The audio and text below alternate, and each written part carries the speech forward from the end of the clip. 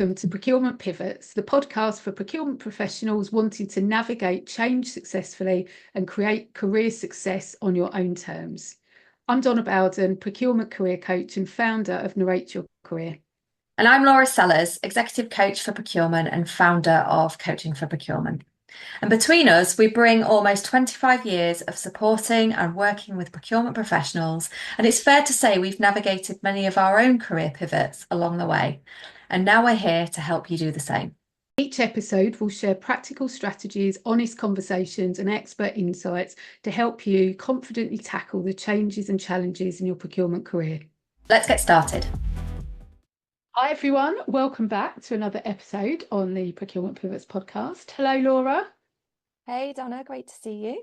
You too, how are you doing? Good. As we record this, it was the England football match in the middle of the night last night. So my comments on that, other than I'm looking forward to a good night of sleep tonight.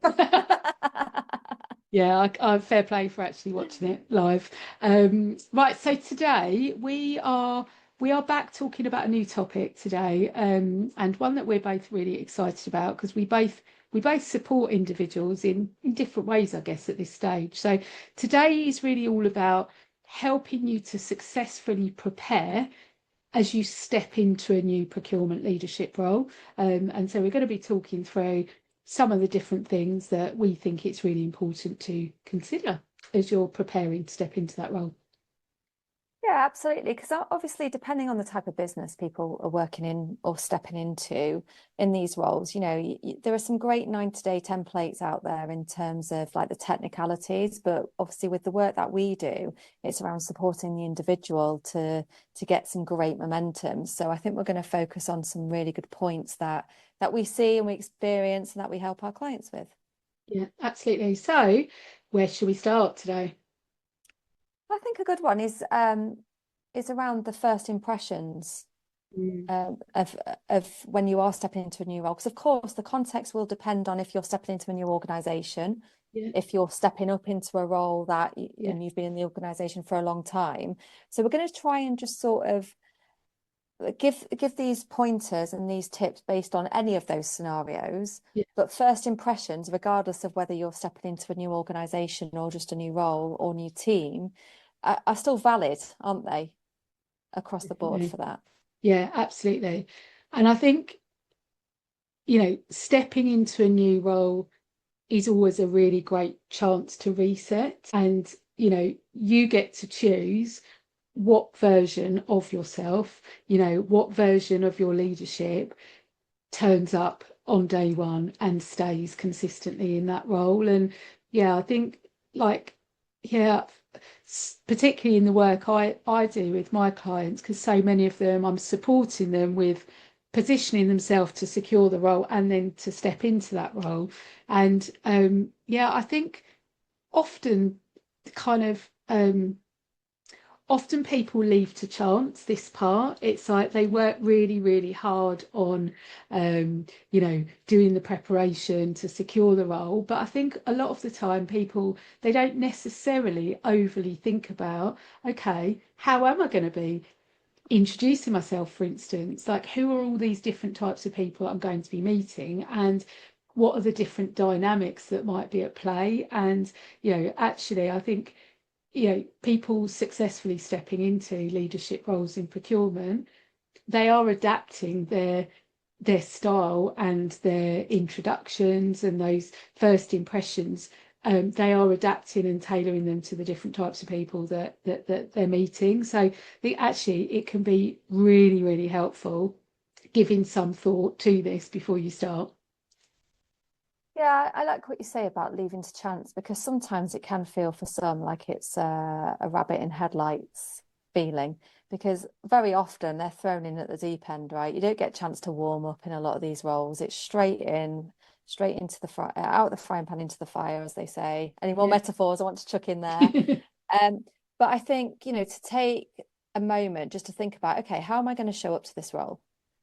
Because you will be coming into this either as a new leader or you will be coming with significant leadership experience. And so you are carrying your own legacy that you've left behind and that you're stepping into with this. So that first impression, like we've talked before about values, knowing what you stand for, Mm, knowing what your non-negotiables are, what your boundaries are.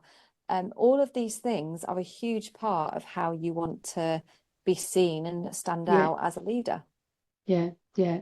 And I think actually, you know, really thinking about those different types of people that really quickly you're going to be either meeting for the first time or meeting in this new capacity as you step into this new role. So, you know, for most people, usually, you know, it's the new boss, it's the peer group, it's your team members, your stakeholders. And you know, personally, I would then break down, you know, thinking about those different types of people. And actually, it's not just what is my one overall first impression, but for instance, you know, we know when a new leader is starting into a new role, you know, whilst that can be seen as a really positive thing, it can be quite unsettling for team members.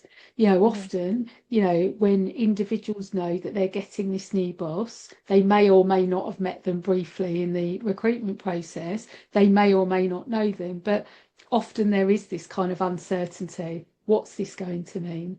What does it mean for me? Is my role safe? Are they going to want to come in and switch everything up? Is there going to be a transformation or a restructure?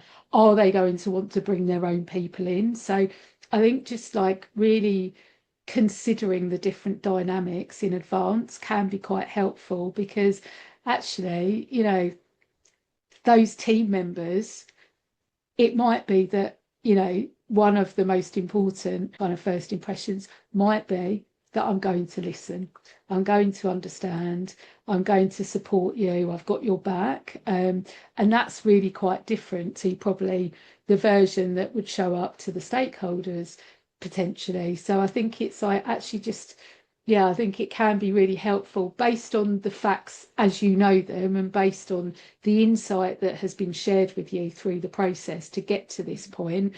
Actually, what do you think those dynamics are that are going to be at play, and how should that, and how could you adapt your, you know, your first interactions accordingly?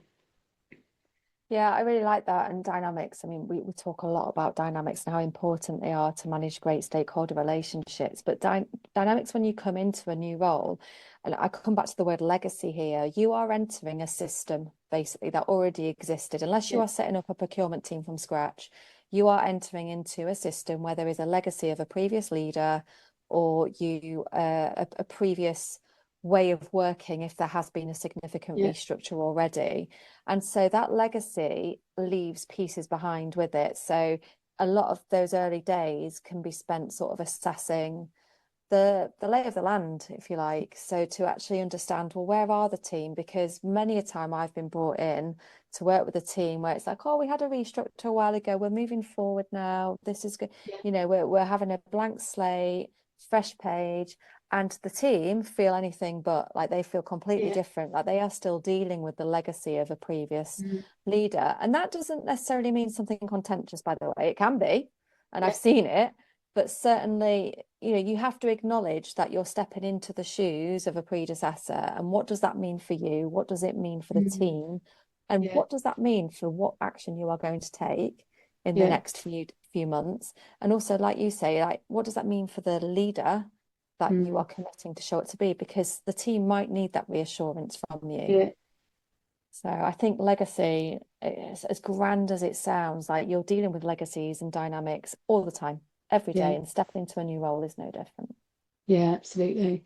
And I know we spoke about it earlier, didn't we? Kind of, like I think the dynamics can also be perhaps like the maturity levels as well of the function, and you know, often that is going to be discussed in advance of stepping into the role. But again, I think sometimes there is a bit of a disconnect between maybe like the level of maturity that you think you're stepping into versus what you actually step into. And like I can remember loads of examples over the years of like people saying, okay, I thought I was coming in and I was starting at this like basic level, But actually, I joined and I realised that we were like years behind even that real like basic level. And so, it's quite common, I think, for there to be a like almost like a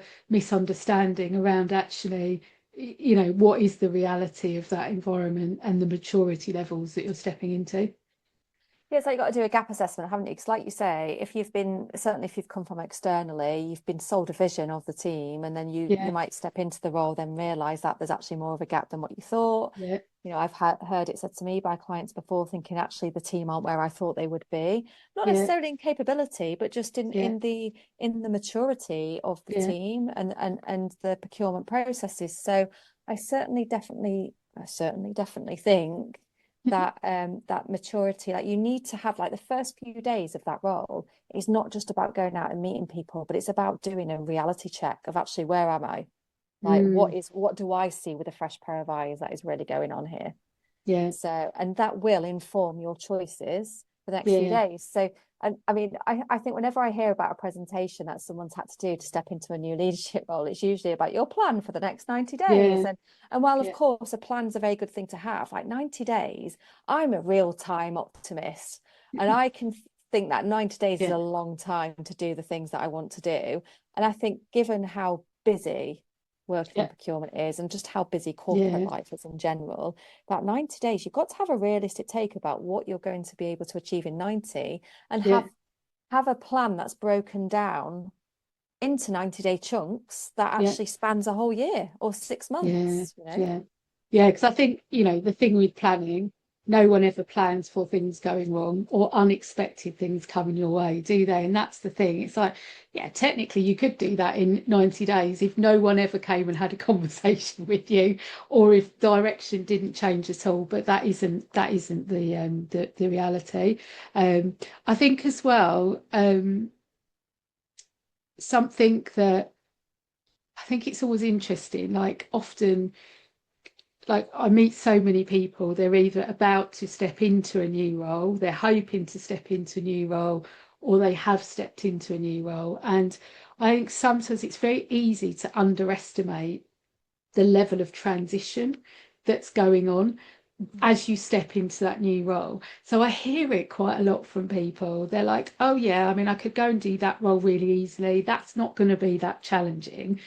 I think even if you're stepping into a role at the same level as you, I haven't met that many people that have stepped into either new roles in their existing organisation or external roles where those first like few months, 6 months aren't quite challenging. Like I think often we underestimate the job in front of us. Like we underestimate like how much there is to learn, how much there is to understand. Like actually, how tiring it is Mm. stepping into that new role and being so present from so many new people and having to always think about those first impressions like Mm. constantly for weeks and weeks and often months. And I think like going back to dynamics, sometimes there is like one new dynamic to consider. It might be, okay, I'm in the same environment, same area of the business, I'm stepping up a level in terms of role, but often there's so much more than that. Often it might be new company, new industry, new department, new business unit, new stakeholders, new geography, new like even like, you might be coming from one part of the business that is really established and going to a like an evolving part of the business or a struggling part of the business. And often there are lots of different layers of transition happening all at the same time. And even just one of those transitions can be quite complex to navigate. Mm. And so if suddenly you're like, it's like new geography, new product, new stakeholders, new boss, new all of this stuff, it's like actually they're all quite like sometimes conflicting dynamics as well. Mhm. And so it can take quite a lot to really piece together what is it that's going on right now and actually what are the priorities, because you can't address everything at once necessarily. No, you can't. And I think on that, I mean, you mentioned about how mental, I can't remember the exact words you used, but we talk about the mental stretch that you basically have when you step into a new role. I mean, I remember whenever I've stepped into something new, like I feel so stretched mentally because you are trying to Yeah. learn all these new things. And I think, like, just to touch on something else you just said, because of that mental stretch and thinking about how there's the unknown, there's the things that we don't plan for and everything, that you have to really think about scope creep, if we were to use like Mm, change management terminology, yeah. but to think about how you go in with a plan, other things come up. So you need to have some good boundaries in place, think and Yeah.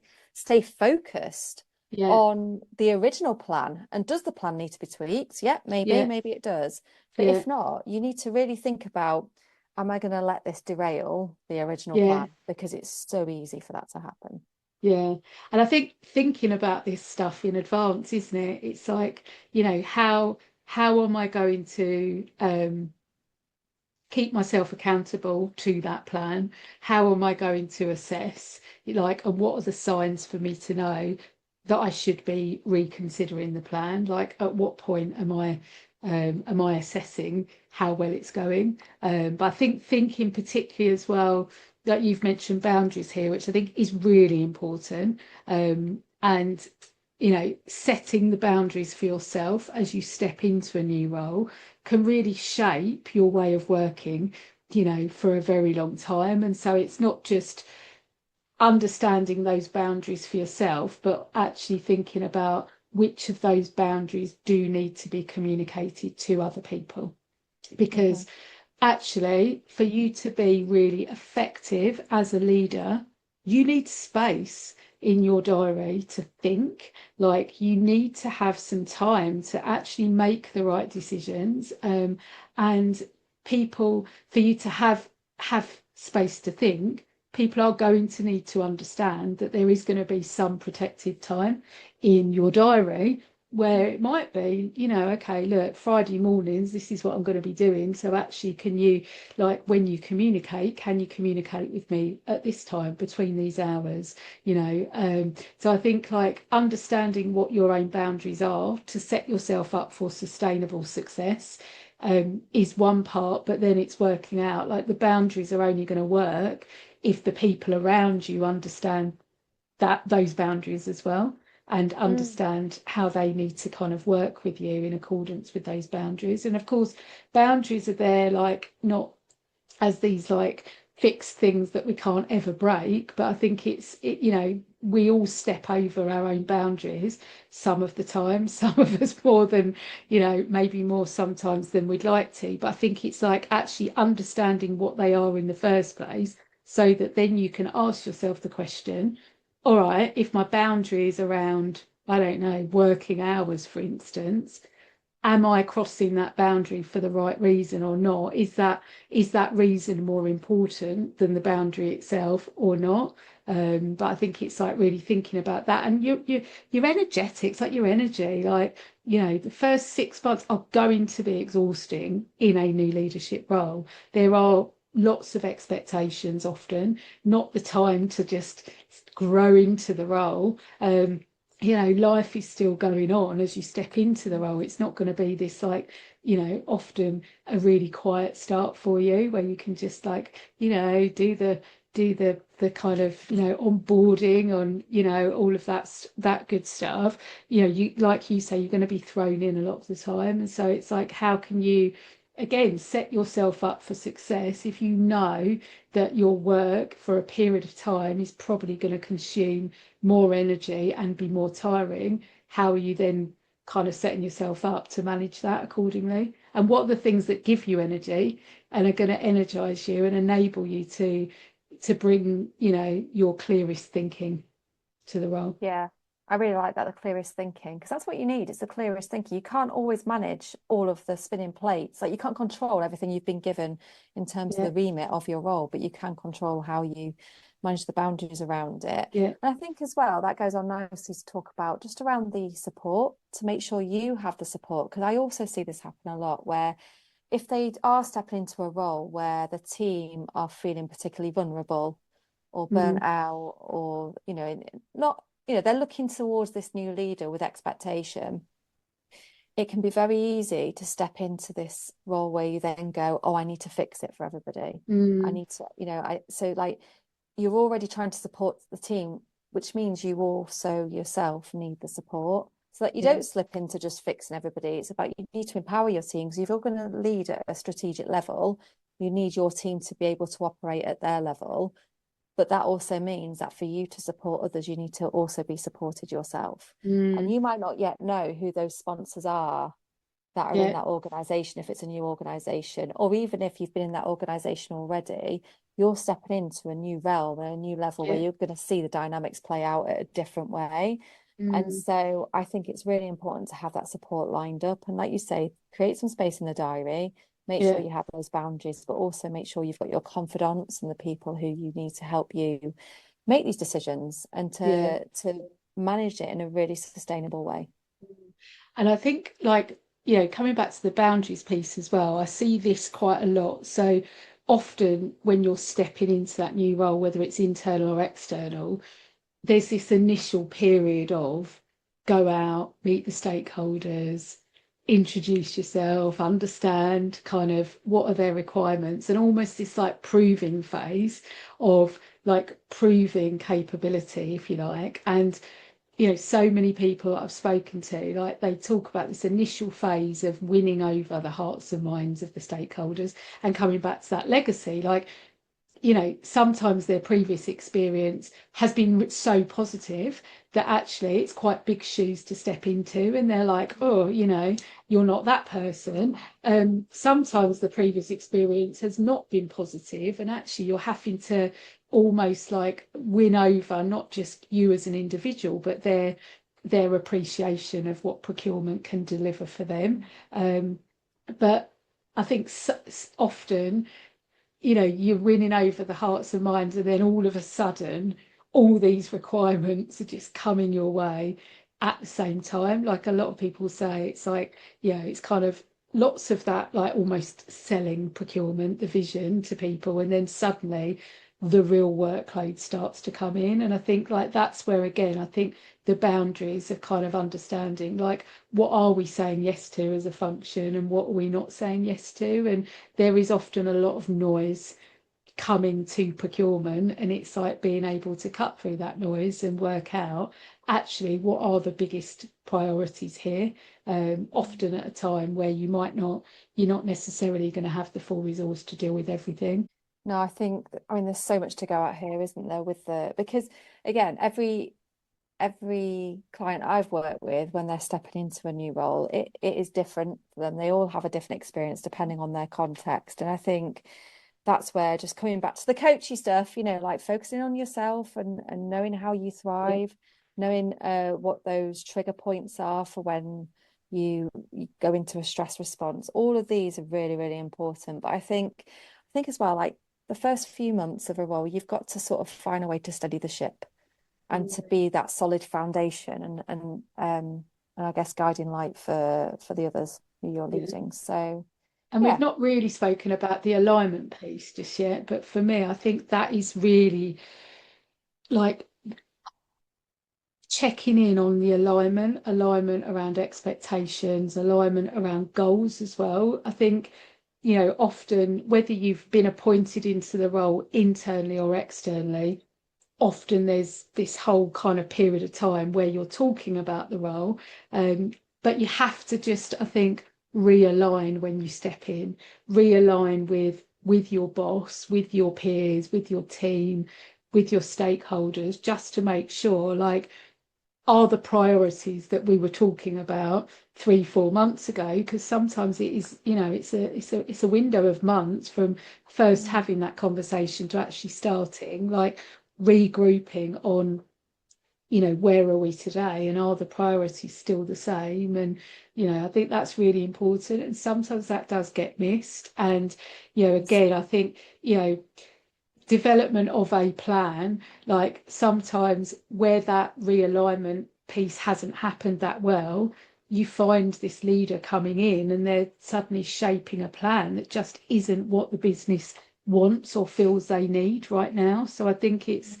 just, constantly checking in on, are we still I don't like this phrase, but on the same page? Like, are we trying to head towards the same goal or not? Or have we got these different goals? And I think that's another thing. Like, certainly, some people that kind of I've supported and worked with over the years, sometimes there are some very different goals at stake, and different stakeholders, or your boss versus your key stakeholder, they're like almost opposing goals and priorities. And so I think that's the other thing, again, in terms of dynamics, it's trying to really understand, like, what are the overarching goals that we all need to work towards, because sometimes the priorities can feel quite conflicting.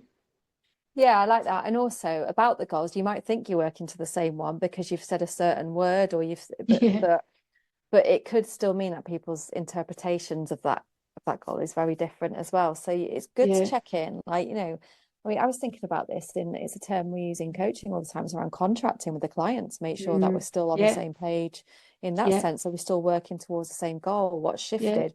Because it's okay for things to change. Of course, you're yeah, going to see when you do step in, you're going to see things differently to how you saw it in the interview process yeah, or before you stepped into the role and went into the interview. So, of course, it's only natural that things might change. yeah, And there will also, especially when you step into the more senior roles, there will be things that change the landscape at yeah, the really highest levels of the exec. And because of the politics that are at play, they may not have trickled down yeah, as fluidly as we would like. So definitely to have those open, honest conversations, to be clear is to be kind, as we yeah, say. yeah, I definitely think that's a great idea. yeah, yeah, yeah. So I think, I think there's lots of things that you can consider before you've actually started in that role. And I think, some of that kind of early thought and preparation um, is kind of the activity that really can help you to set yourself up for success in that role, and can Totally. shape like how quickly you're able to kind of actually deliver and have an impact. Yeah. Yeah, absolutely. And the great thing is that we've seen people go and do this really well. And, it can feel quite daunting when you first step into a new role, but it is possible. As we always say, breaking it down really helps. Yeah, And hopefully we've given some great food for thought in this episode. yeah, absolutely. So thank you for joining us once again, everyone. It is an absolute pleasure to bring these episodes to you. So yeah, we will see you, or you will get to hear us next time. Right. See you then, guys. Take care. Take care. Bye bye. Bye. Thank you for tuning in to Procurement Pivots. We hope today's episode gave you actionable tips to help you to continue to move forward in your procurement career. If you enjoyed the conversation, follow our episodes, share them with others, and please support us on our social media channels for others that might be interested to tune in.